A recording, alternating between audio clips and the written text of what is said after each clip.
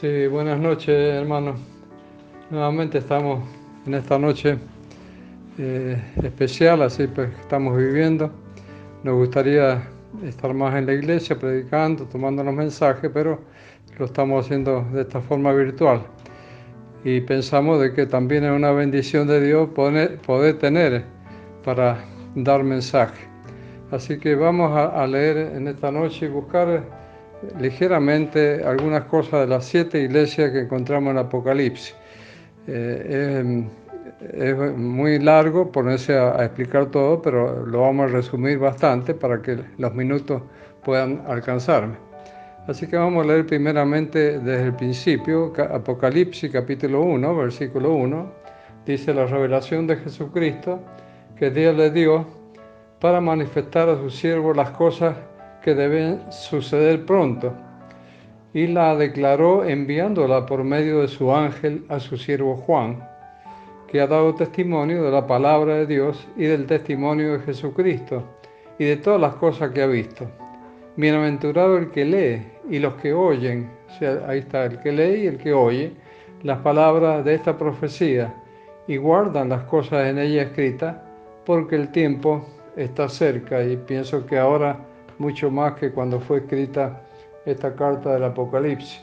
Vamos a pasar al versículo 10 del mismo capítulo. Dice: en el día del Señor vino sobre mí el Espíritu, y oí detrás de mí una voz muy fuerte, como de trompeta, que decía: escribe en un libro lo que veas y envíalo a las 7 iglesias, a Éfeso, a Esmirna, a Pérgamo, a Tiatira, a Sardi, a Filadelfia y a la Odisea.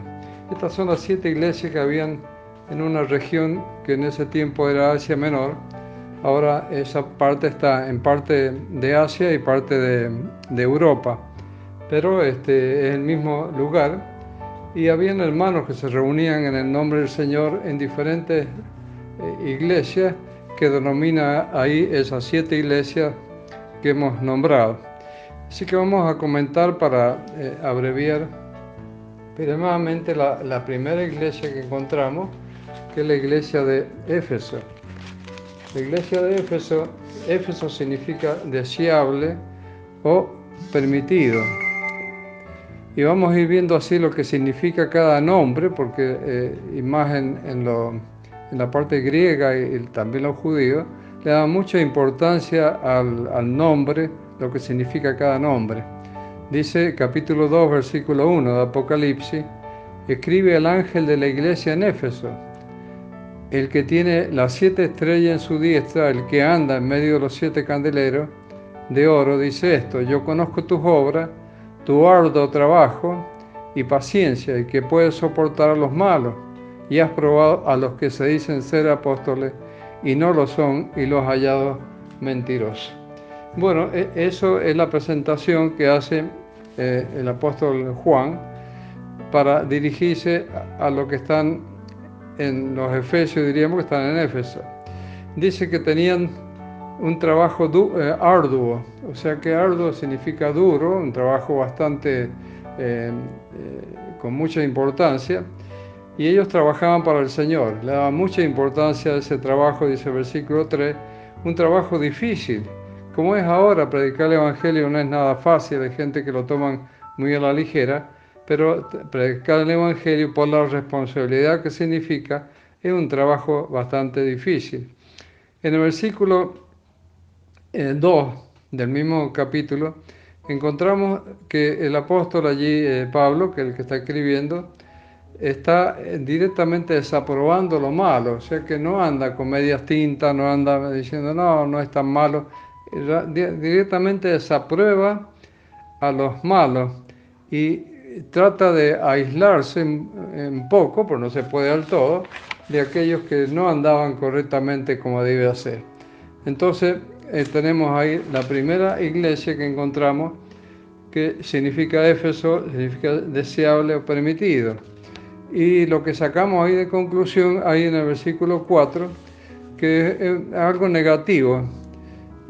lo que hemos leído, bueno, ha sufrido, ha tenido paciencia, ha trabajado, pero en el versículo 4 encontramos, pero tengo contra ti, qué pena, ¿no es cierto?, que has dejado tu primer amor, qué lástima.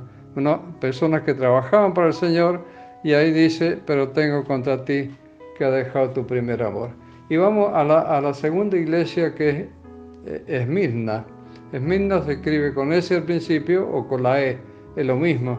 Esmirna. Esmirna significa mirra, el significado de la palabra Esmirna. Capítulo 2, versículo 8 dice, escribe al ángel de la iglesia en Esmirna.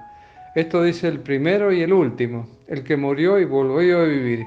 Yo conozco tu sufrimiento y tu pobreza, pero sin embargo tú eres rico. Sé cómo te calumnian los que dicen ser judíos, pero en realidad no son más que una sinagoga de Satanás. No tengas miedo de lo que está por sufrir. Te advierto que a algunos de ustedes el diablo los meterá en la cárcel para probarlos, para ponerlos a prueba y sufrirán persecución durante 10 días. Sé fiel hasta la muerte y yo te daré la corona de la vida. Ahí tenemos Esmirna. Esmirna en su nombre es amargura. Y el versículo 9 está hablando de tribulación. Conozco tu sufrimiento, tu pobreza, tu tribulación. Estás atribulado, dice el versículo 10. No tengas miedo de lo que están por sufrir. La tribulación es muy, en este momento que estamos tan preocupados con las cosas en el mundo, hay tribulación por mucho que digamos que no.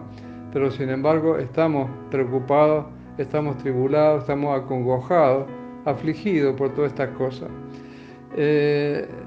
Ahí dice que era pobre pero rico. ¿Cómo era pobre pero rico? Sí, pobre, eran gente pobre. Esmirna es un lugar muy pequeño y no había mucho trabajo y vivían realmente en pobreza monetaria, diríamos.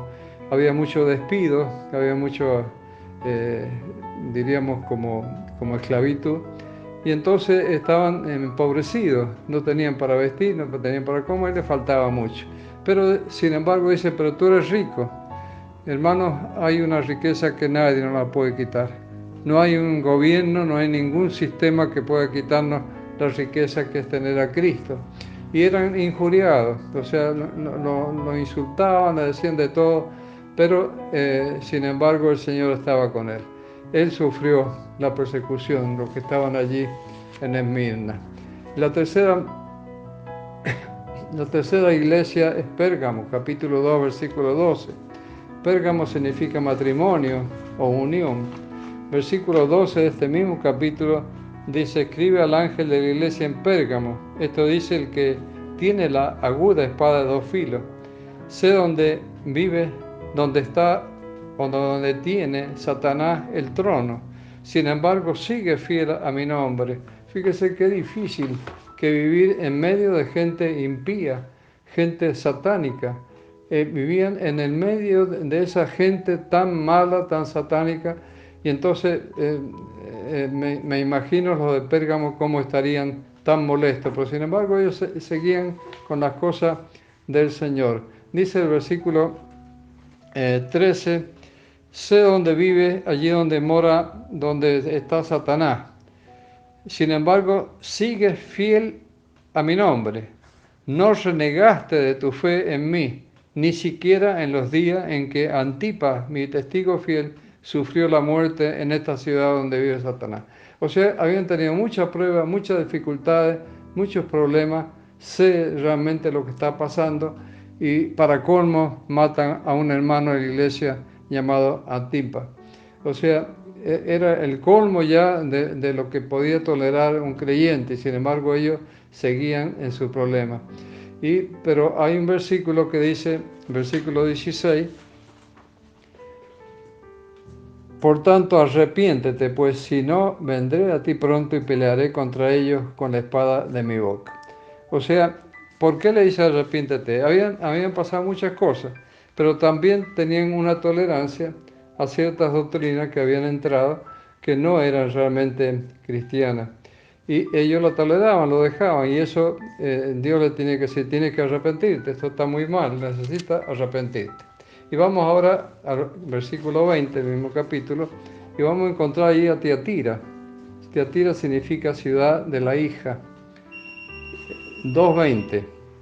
Pero tengo unas pocas cosas contra ti, que toleras que esa mujer Jezabel, que se dice profetiza, enseñe y seduzca a mi siervo a fornicar y a comer cosas sacrificadas a los ídolos. Y en el versículo 19 dice: yo conozco tus obras, tu amor, tu fe y servicio, y la paciencia, y tus obras postreras son más que las primeras. O sea, ahí tenemos también una ciudad, Tiatira, donde los hermanos trabajaban para el Señor. Dice allí que había obra, había amor, había fe, había servicio. Sin embargo, era una iglesia libertina, podemos decir, porque había una mujer que enseñaba a los siervos lo que es la promiscuidad, el pecado, lo que es realmente algo que Dios no tolera, que no puede ser dentro de lo que es el cristianismo. La promiscuidad está prohibida por el Señor. El Señor permite las relaciones dentro del matrimonio, pero fuera de ella, en ningún momento Dios lo permite, pero no está permitido. Es un grave pecado contra el cuerpo. Habían dos grupos, unos creyentes que eran fieles, pero habían otros, versículo 24, pero a vosotros y a los demás que están en Tiatira, que ellos llaman las profundidades de Satanás, yo os digo, pero lo que tenéis, yo os digo, no os impondré otra carga, pero lo que tenéis, retenedlo hasta que yo venga. O sea, allí tenemos realmente algo que todavía quedaba en esta iglesia. Y el Señor les aconseja que retengan lo poco que tienen, pero que lo tengan, que no lo pierdan. Capítulo 3, versículo 1. Dice: escribe al ángel de la iglesia en Sardi. Ahí tenemos la quinta iglesia, versículo 1, capítulo 3. Esto dice: el que tiene las 7 espíritus de Dios y a las 7 estrellas, conozco tus obras, tienes fama de estar vivo, pero en realidad estás muerto. ¿Cómo es esto? ¿Está vivo? Pero está muerto. Despierta, reaviva lo que aún es rescatable, pues no he encontrado que tu obra sea perfecta delante de Dios. Ahí tenemos a Sardi. Sardi significa los escapados, los sobrevivientes. Es la quinta iglesia que vemos ahí. También hay creyentes que son realmente creyentes, que siguen al Señor, y hay otros creyentes, tienen ahí creyentes que no eran realmente, eran falsos. Dice, tiene nombre de que vive, pero en realidad está muerto. La falsedad se puede tener muchas veces entre las personas, pero delante del Señor hay que ser bien abierto en todas las cosas que estamos. Tú dices que estás vivo, pero estás muerto. O sea, no puede ser dos cosas, ¿no es cierto? Pero allí tenemos realmente que se produce, y es muy común en el día de hoy también verlos mucho a eso. En el capítulo 3, versículo, hablando de Sardi, versículo 3, versículo 3, dice: acuérdate pues de lo que has recibido y oído, y guárdalo y arrepiéntete, pues si no, vela, vendré sobre ti como ladrón, y no sabrá a qué hora vendré sobre ti. Ahí tenemos una amonestación. Acuérdate lo que has recibido, lo que has oído, lo que has guardado, lo que has vivido realmente. Pero es una iglesia que estaba dormida, porque dice: si no vela, vendré sobre ti. Hermano, que la iglesia se despierte.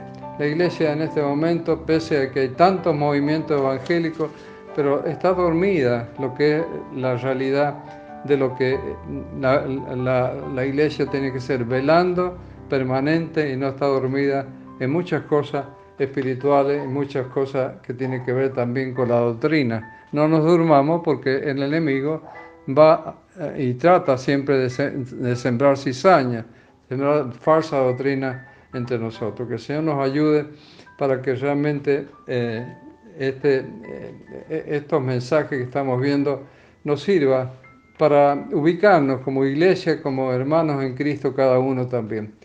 Filadelfia viene el capítulo 3, versículo 7, la otra iglesia, que es Filadelfia.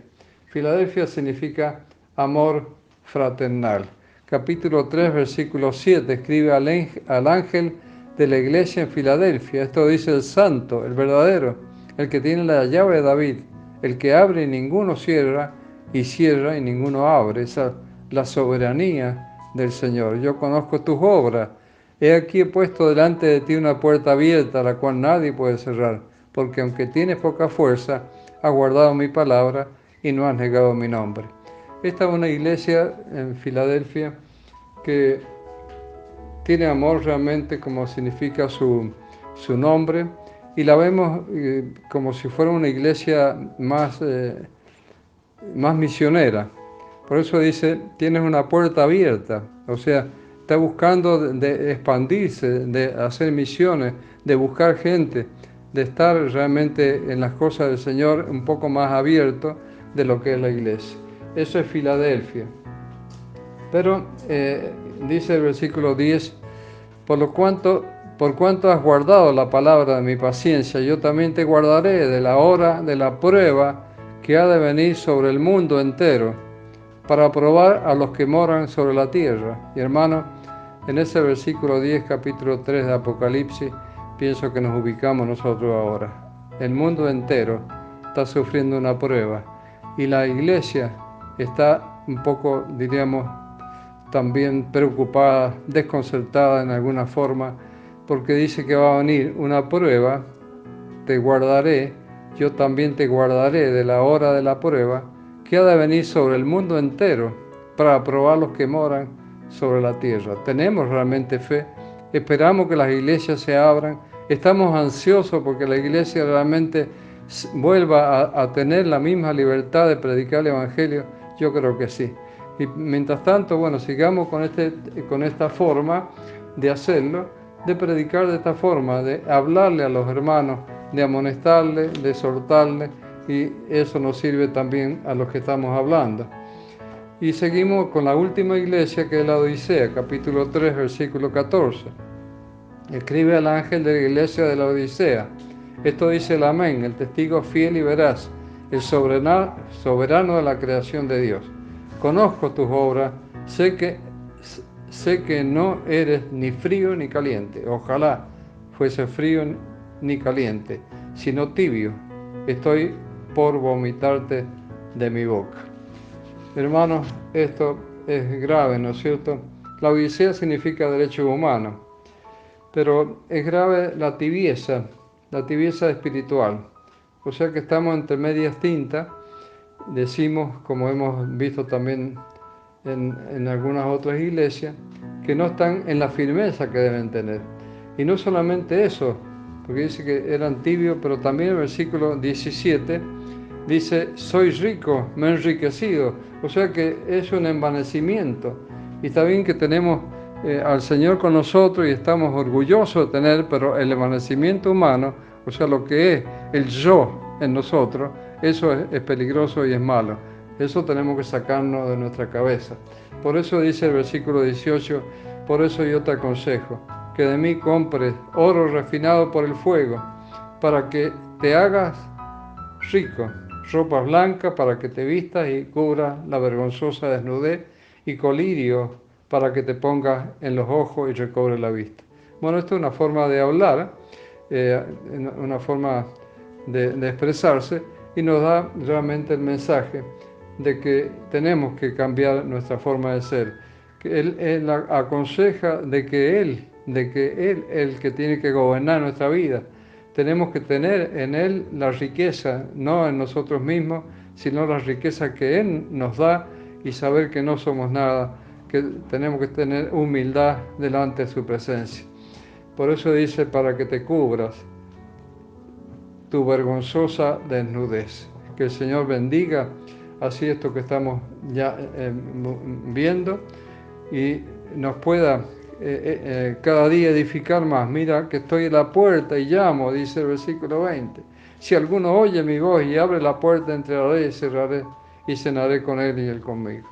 Esta es la exhortación que muchas veces le decimos a los inconversos, pero también es para nosotros. Él está a la puerta, está llamando, quiere que cambiemos nuestra actitud, nuestra forma de ser, que seamos más fieles a Él, más entregados a Él, con más seriedad, más responsabilidad. Que el Señor bendiga su palabra y podamos seguir comunicándonos de esta forma.